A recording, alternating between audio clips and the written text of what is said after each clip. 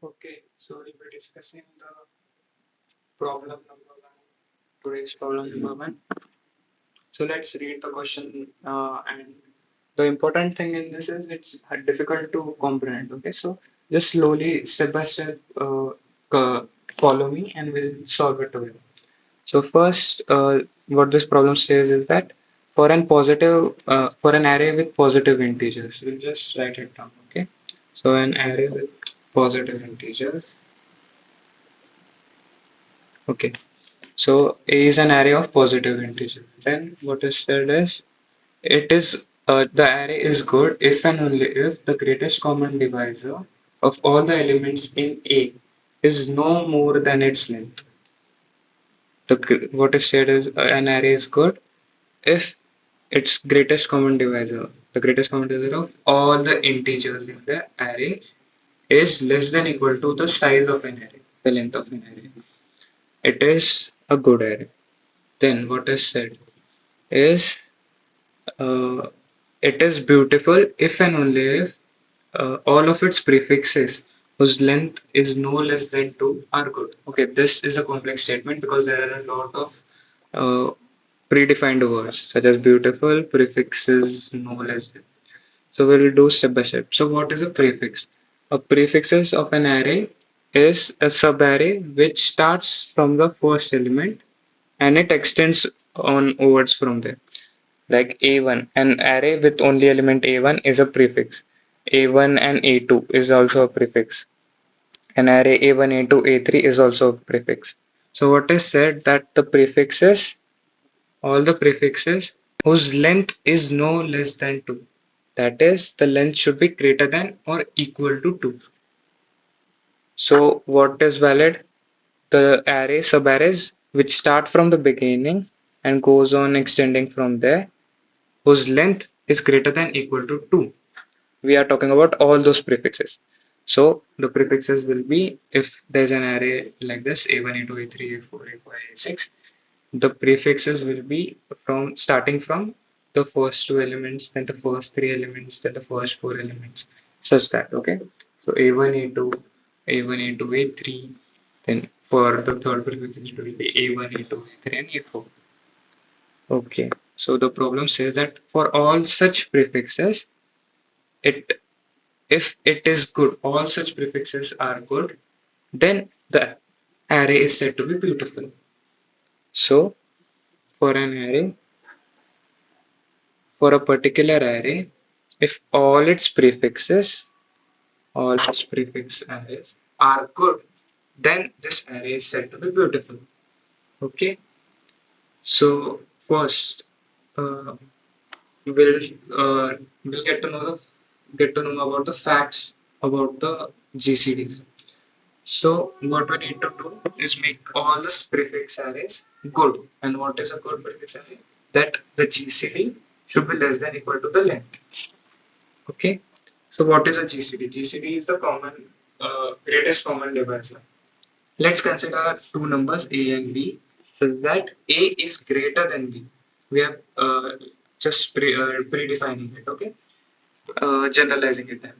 So if A is greater than B, then we can say that if the GC, this is the Euclidean algorithm. Okay, this is a very elegant and beautiful mathematical proof. I'll share with you in the description the proof of this. You must watch it. It is very simple, elegant, and this is what helps us find the GCD. So if we need to find the GCD, what we can do is in the manual we will find all the divisors of each number, and then we'll find out the greatest common one among them. That is very lengthy and not of this one. The Euclidean algorithm method is very optimized. So we'll do this. So it states that the GCD of two numbers A and B is equal to GCD of A mod B and B. Okay. So we are transforming it. So we are reducing the statement. So from A, which was the greater one, it becomes A mod B, which is less than. You can see the proof. Okay. So the GCD of these two numbers will also be equal to GCD of these two numbers. Using this theorem, we have found the GCDs while solving the problem. Okay. another second statement. Let's consider the GCD of those two numbers A and B as K. So what this means is that K divides A such that A by K is an integer, and K also divides B such that B divided by K is also an integer. This means that the GCD of these two elements A and B is less than equal to. The GCD is less than equal to these two numbers A and B. This is the second mathematical fact. So we'll be building on the second fact that let's say the two numbers have a GCD k. Now if we need to find the GCD of three numbers from which the two are of the initial and we introduce a third number, then the GCD will be the GCD of A and B, and then the GCD of that and the third number. Okay, so it will be the GCD of A and B, which is K, and also the third number. So we are just cumulatively adding all those. So the GCD of three numbers will be the GCD of the two numbers with the third number. Let's consider this comes out to be H. So building on the second statement, what this means is that H, the GCD of these two numbers K and C, will be less than equal to these two numbers. So what this means is if we go on adding numbers, then the GCD of those numbers will go on decreasing. Initially it was K, which was less than equal to A and B. Now we add a number C, so the GCD H will be less than equal to the previous GCD. So as we go on increasing the number of elements, the GCDs keeps on decreasing. This is the third rule. Okay, this is all you need to know about the GCDs to start with the problem. So we'll mathematically put down what the question means to say. Okay, the question means to say that an array is beautiful if and only if the prefixes of an array, all the prefixes whose length is greater than equal to 2 are good. The input will be given an array and output we need to rearrange an array such that if it is we need to make it if it we need to find if it is possible to make the array beautiful or not. So if there is a rearrangement, we just need to rearrange. There's no need to do anything else.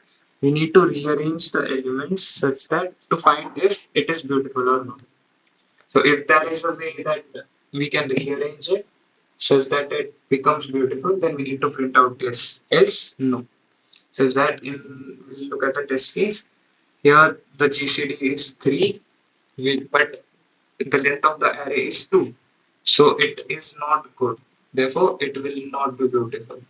Let's consider an array 1 to 4 as given in the test case. The prefixes will be of length size 2 greater than equal to 2 from the beginning. So the first prefix array will be 1 2. The second prefix array will be 1 2 4. Okay, the first prefix array has a GCD of 1. See, 1 2 has a GCD of 1. Is 1 less than equal to the size of the array? Size of the array was including 1 and 2. It was the length of the size is 2 and the GCD was 1. So GCD is less than equal to 2. So right, the prefix array 1 which includes 1 and 2 is good. The second prefix array 1 to 4 including the elements 1 to 4. The GCD is 1 again and the length of the array is 1 to 3. Is 1 less than equal to 3? Yes. So the GCD is less than equal to the length of the prefix array 2. So the prefix array 2 is also good. So as prefix array 1 and prefix array 2 are good, the array 1 to 4 is beautiful. Okay. So what this means is for an array, we'll take all the prefix arrays whose length is greater than equal to 2.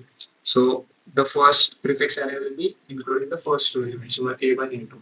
The second prefix array will be the first three numbers.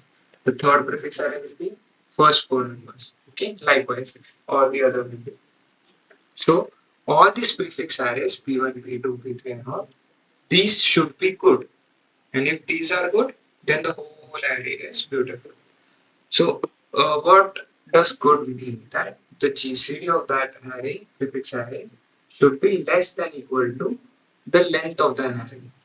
Here the P1 is of length 2, here the P2 is of length 3, the array P3 is of length 4.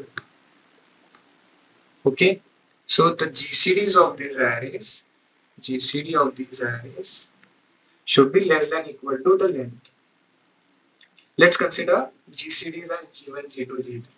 So G1, G2, G3, G4, all these GCDs should be, will, wait, what I've done here is using the mathematical proof we just saw here, that as we keep on increasing the number of elements, the GCDs keeps on decreasing.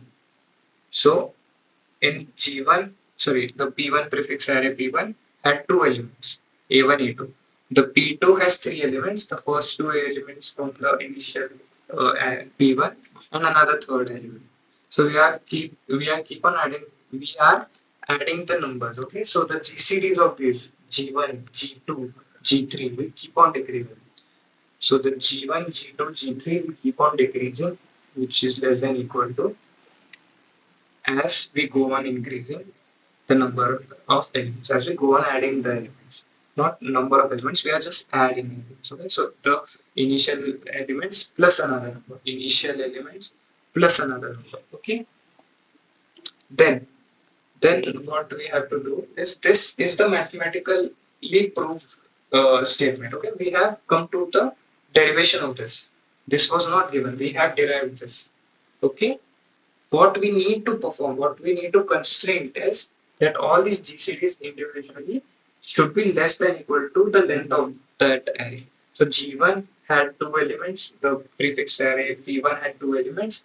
So it should be, G1 should be less than equal to 2.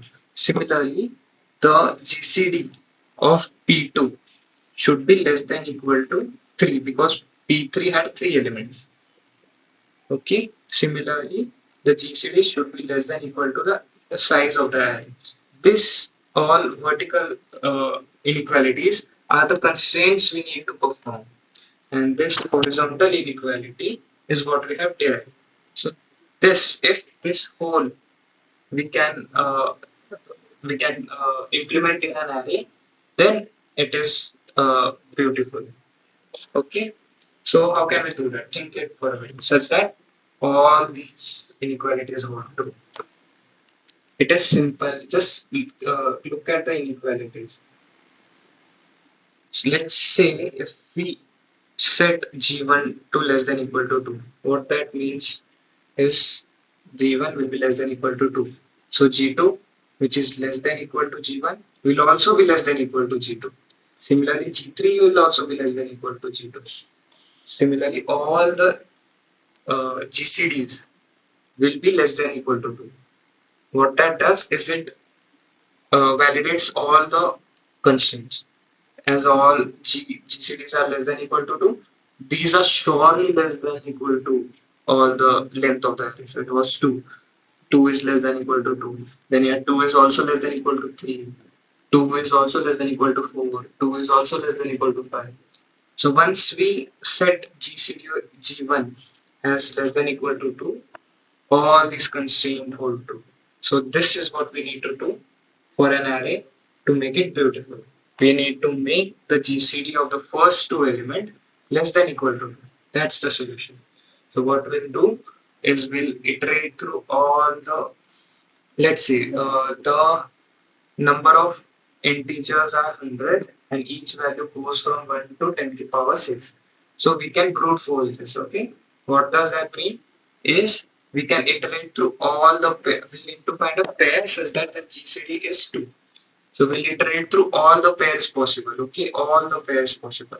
And if we find a pair whose GCD is less than equal to 2, then we can set it as the first two elements and the rest don't matter because the only condition is that the first two pairs, for the first pair has to have a GCD less than equal to 2.